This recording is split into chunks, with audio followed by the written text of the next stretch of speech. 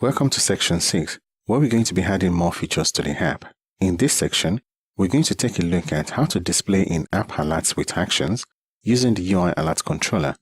We're going to learn how to persist simple data types using the user default. We're going to learn how to design the navigation bar, and finally, we're going to design the tab bar with colors and images, showing alerts with UIAlertController. In this video, we're going to take a look at how to create a simple alert and how to create an alert that can perform an action. This is where we stopped the last time, where we configured our cell. Next thing we want to do now is to display an alert when a user clicks on a row. In order to know when a user has clicked on a row, there's a function of the table view called didSelectRow. At the top of this code where we configured our cell, I want you to go at the top here and type didSelectRow. So we have this didSelectRow function, so select it, and then here we're going to write our code. But the table view is going to complain that we need to add the override keyword. So select the red and just click on Fix to insert the override keyword. So here is where we're going to be presenting the alert when the user clicks on a row. So in order to create an alert, what we do is we say let alert equals to UIAlertController.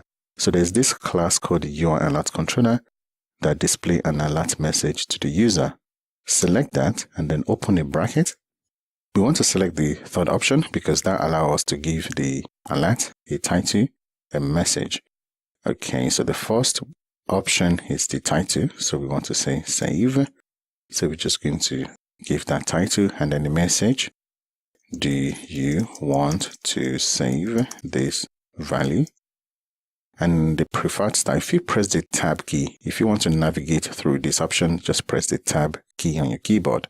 So I press the tab to have that selected. If you press the dot, you will see the options that you have. We have the action sheet and then the alert. The alert is the one that we need, so select that. And then once you create an alert, you can simply present the alert. So type present and then alert, and then give it animation true. So we want it to be animated.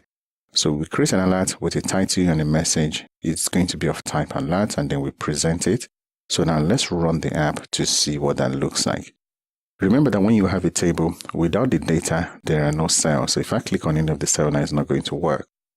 But if you click on add to add a value, they just say task, name, save. Let's close it. Now we have one row. So if I click on this row now, you see we get the alert with the title and the message. But there is no way for us to click out of this alert because there's no button. Each of the buttons that you add to the alert is going to be known as the UI alert action. So the button is an action. So let's add our first action. Let's cancel action. So we want to cancel that alert. Goes to UI alert action.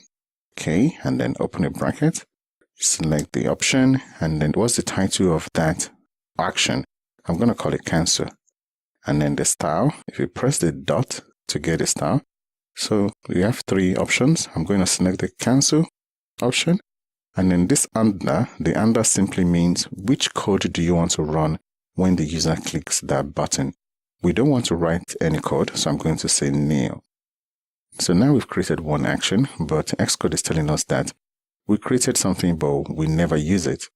Okay, so that means we need to add this button, which is the action, to the alert.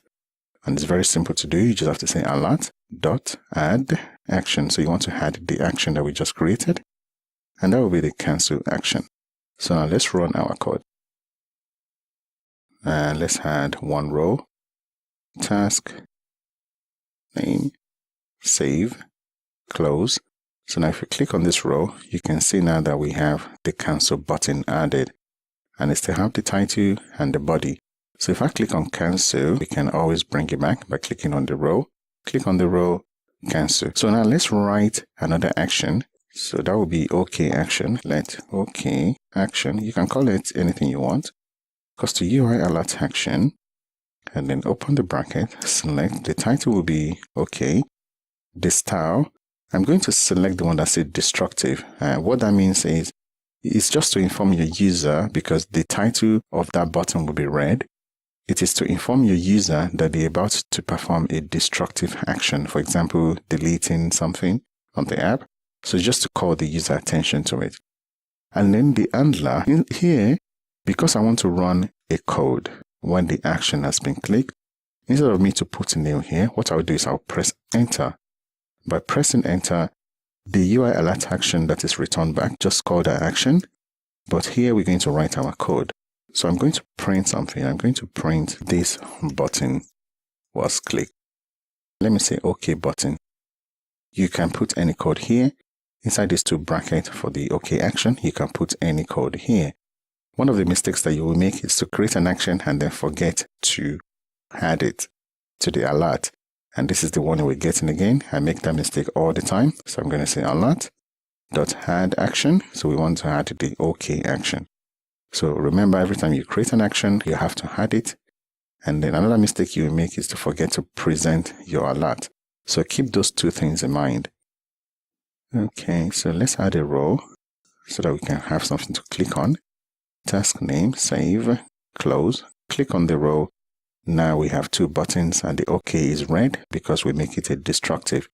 Do you want to save this value? If I click on OK, you can see that in the console, it says OK button was clicked. Let's try that again. Okay, but if I click on the cancel, nothing will happen. It will just go. This is just to show you how to create an alert. It's very simple. You create an alert using the UIAlertController. Then you create action. If you don't want to write any code, you make the alert to be new, and then you add the action. And then we created the OK action where we're able to write a code inside of the action. And then we added the action as well and then present the alert. In this video, we've learned how to create an alert and add multiple actions to it. We've learned how to allow user to perform an action using the UI alert action.